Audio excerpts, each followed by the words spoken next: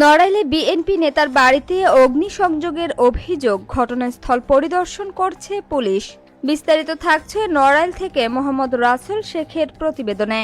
নড়াইল সদর উপজেলার এক বিএনপি নেতার বাড়িতে পেট্রোল বোমা নিক্ষেপ করে অগ্নিসংযোগের অভিযোগ উঠেছে। সোমবার রাত 1টার দিকে উপজেলার হবখালী ইউনিয়নের বিলডুমুরতলা এলাকায় এ ঘটনা ঘটে। অভিযোগ অনুযায়ী হবখালী ইউনিয়ন বিএনপির সভাপতি হুমায়ুন মোল্লার বাড়িতে দুর্বৃত্তরা পেট্রোল বোমা নিক্ষেপ করে আগুন ধরিয়ে দেয়। ভুক্তভোগী পরিবারের সদস্যরা জানান, রাত 1টার দিকে বিকট শব্দে তাদের ঘুম ভেঙে যায়। পরে ঘরে আগুন জ্বলতে দেখে তারা দ্রুত বাইরে বেরিয়ে আসেন। আগুনে ঘরে থাকা ধান, রবি শস্য সহ বিভিন্ন আসবাবপত্র পুড়ে যায়। তবে সে সময় ঘরের ভেতরে কেউ না থাকায় হতাহতের ঘটনা ঘটেনি। পরিবারের দাবি, আসন্ন সংসদ নির্বাচনে নড়াইল 2 আসনে বিএনপির বিদ্রোহী প্রার্থী মনিরুল ইসলামের পক্ষে কাজ করায় বিএনপির প্রার্থীর সমর্থকরা এ ঘটনা ঘটিয়েছে। তবে অভিযোগ অস্বীকার করে হবখালী ইউনিয়ন বিএনপির সাবেক সভাপতি রিয়াজুল ইসলাম টিঙ্কু বলেন,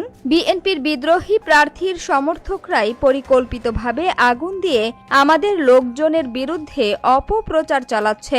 আমরা এ ঘটনার সুষ্ঠু তদন্ত দাবি করছি। এ বিষয়ে নড়াইল সদর থানার ভারপ্রাপ্ত কর্মকর্তা অলি মিয়া জানান, পুলিশ ঘটনাস্থল পরিদর্শন করেছে। অগ্নিসংযোগের ঘটনাটি তদন্তাধীন রয়েছে। তদন্তের ভিত্তিতে প্রয়োজনীয় আইনগত ব্যবস্থা গ্রহণ করা হবে।